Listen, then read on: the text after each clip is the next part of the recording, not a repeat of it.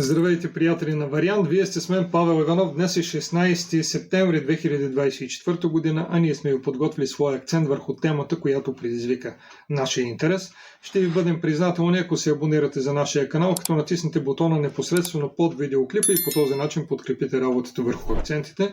Искрено сме ви признателни и благодарни за вашата подкрепа.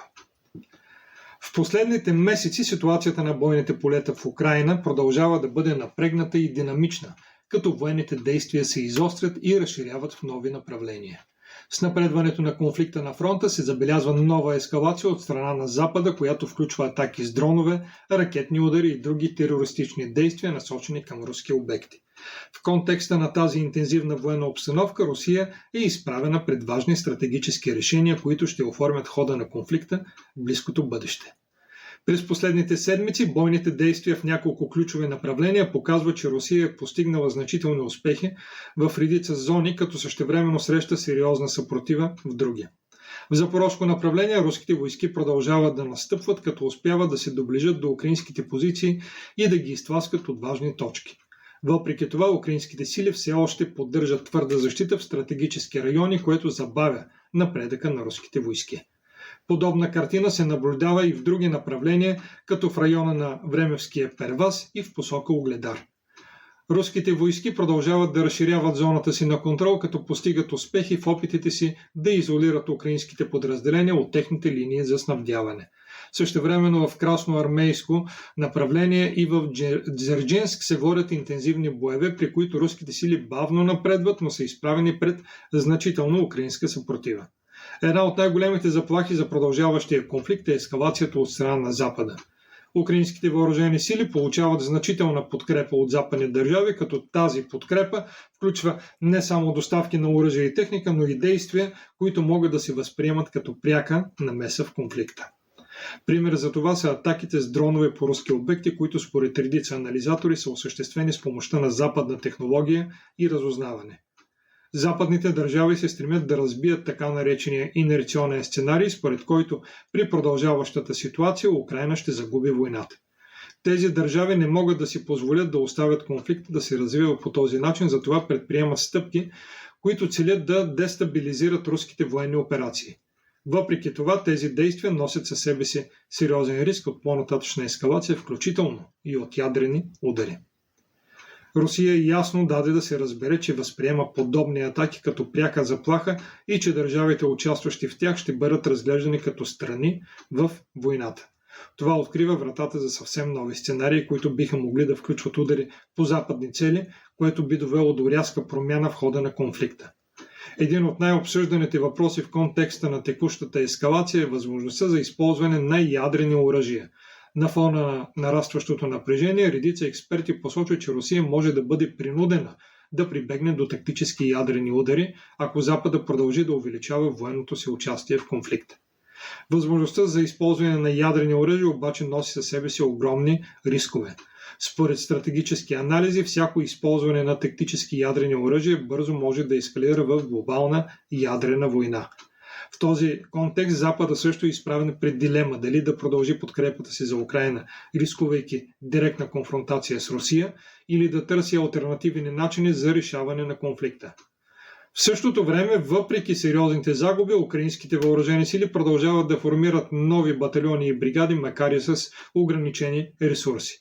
Въпреки твърденията, че Украйна разполага само с лека пехота и не разполага с тежка техника, на практика се наблюдава създаването на нови механизирани бригади, въпреки че те често са снабдени с стара и по-малко ефективна техника. Възможността за лишаване на Украйна от способността да формира механизирани бригади остава трудна задача. Украйна все още разполага с достатъчно техника, както от съветския си арсенал, така и от западните доставки, за да продължи съпротивата. Въпреки това, руските сили нанасят значителни загуби на украинската бронетехника, което постепенно изчерпва военните ресурси на страната. Русия също е изправена пред значителни предизвикателства във войната. Въпреки че страната продължава да разширява контрола си върху украинската територия, тя се нуждае от допълнителни ресурси, за да постигне стратегическите си цели. Една от основните задачи е да се увеличи броя на договорните военнослужащи и да се подобри техническото оборудване на руската армия. В сравнение с 2022 година, руските военни комуникации и използването на дронове са се подобрили значително, но все още има зони, където някои бригади изпитват сериозен недостиг техника и оборудване. По тази причина Русия трябва да продължи да увеличава производството си на дронове, термовизионни камери и радиоелектронни системи за борба, за да отговори на предизвикателствата, пред които е изправена на бойното поле. Също така руската армия има нужда от значително увеличаване на производството на тежка бронирана техника, включително на танкове и бойни машини на пехотата. Въпреки че производството е нараснало през последната година, недостатъчният брой танкови заводи и заводи за лека бронирана техника затруднява снабдяването на армията с необходимото оборудване. В допълнение към военните действия, Русия се подготвя за дългосрочна инвестиция в своя военно-промишлен комплекс. След края на войната в Украйна, Русия ще трябва да се превъоръжи и да създаде стратегически резерви за бъдещето, като същевременно запази позициите си на глобалния оръжеен пазар. Това означава, че дори след приключването на конфликта, военно-промишления комплекс на Русия ще продължи да работи на пълен капацитет поне в продължение на още 10 години. Докато конфликта в Украйна продължава, една от основните заплахи за глобалната сигурност е потенциалната пряка конфронтация между Русия и НАТО. Западните държави, особено Финландия и Великобритания, се възприемат като активни участници в конфликта поради подкрепата си за Украйна. Това поставя въпроса дали Русия ще отговори на тази заплаха с удари по западни обекти. Решението дали да се ударят западни цели остава политическо, но рисковете са огромни. Ако Русия избере да отговори на западната подкрепа за Украйна с пряка атака, това може да доведе действително до глобална конфронтация, включително и ядрена война.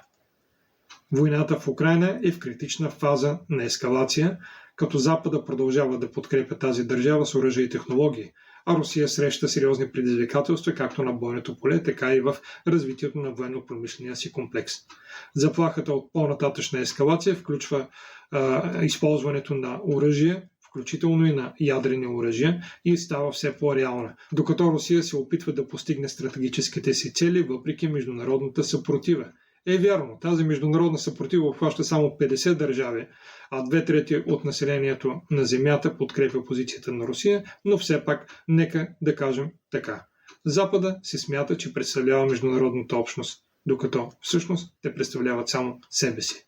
А в същото време същия този Запад е изправен пред дилемата дали да продължи подкрепата си за Украйна с риск от пряка конфронтация с Русия, което би имало непредсказуеми глобални последствия.